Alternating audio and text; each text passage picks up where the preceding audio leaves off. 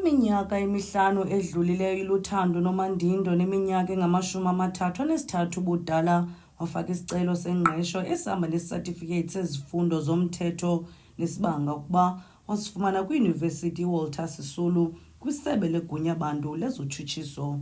Lo kaNomandindi wabanethamsanqa lokufumana umsebenzi kweli sebe. Isithethi seli sebe uLuxolo Tyali uthi eli sebe liyalwenza uphando lokuqinisekisa iimpepha zabasebenzi balo. Sike wangena kwinkqubo ye-aspirant program yakwa-NPA nenganyanzelisiyo into yoba ube ngelo xesha ube sowufumene isidanga sakho, kodwa ithi yiba ukunyaka wesine wokwenza isidanga sakho.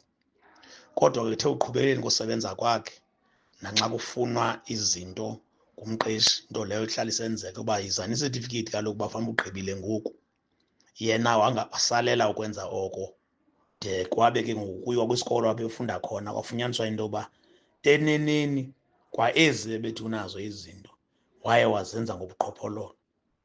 Kukoko ke nje uye wathi igunya abantu ezotshutshiso njengomqeshi kweli tyala waya kwiHawks Oketsh ecela ukuba siphandeke ukuba kuqinisekiswe into yoba lo mntu uyatshutshiswa. Oketsh eMpuma Kapa bathi abalibazisanga ukuqinisekisa ukuba uyabanjwa lo mtshutshisi emva kokwenza uphando ngezi zityholo zobuqhetseba. Igunya abantu lezotshutshiso lithe lakubona amakhwiniba kwizatifiketi zakhe lawugqithisa lo mbandela kwibutho loKhetsha ngo-Aprili ka-2025. Emva kweenyangana nje ezimbalwa ibutho loKhetsha liqukumbele uphando lwalo ze lambamba lo kaNomandindi nge-22 kaJulayi ka-2025 ze wavela kancinci phambi kwenkundla yamantyi yaseMthatha apho inkundla imkhuphe ngebheyile ye-R5,000. Oketsh bathi ukuba uNomandindi ufunyenwe netyala lobuqhetseba uza kuba ngaphaya kwezisele. KaNomandindi ke xa inothi abe kanti uyagwetywa ngajamelana neminyaka engapha kwe-15 ethothoza kwezimnyama ezisele. Lo uthetha assistant sebutho loKhetsha warrant officer. Ukanti ziyabetha-bethana izimvo zabemi beli ngokuthembela isebe kumsebenzi walo emva kwezi ndaba. Abantu abakwangabaphuli bomthetho besaphula umthetho ngale ndlela. Kaloku isebe lezotshutshiso lisebe lomthetho, lilo elimele ukugcina ucwangco nomthetho kwindawo esihlala kuyo.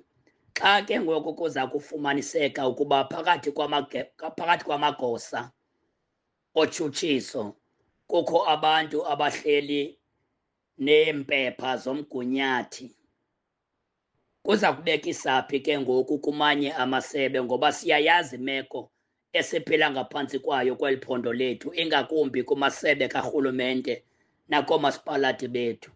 So isivisa kabuhlungu le. If his deeds is delivering a good service up to the standard as expected from the person holding that qualification, and he does do that service up to that standard, then he can be recognized for it even though he doesn't have the formal qualification for it.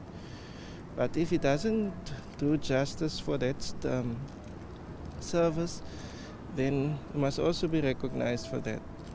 Ukusukela ngo-2020 uNomandindi sele ehlawulwe umrholo ofikelelwa kwi-1.1 yezigidi zeerandi.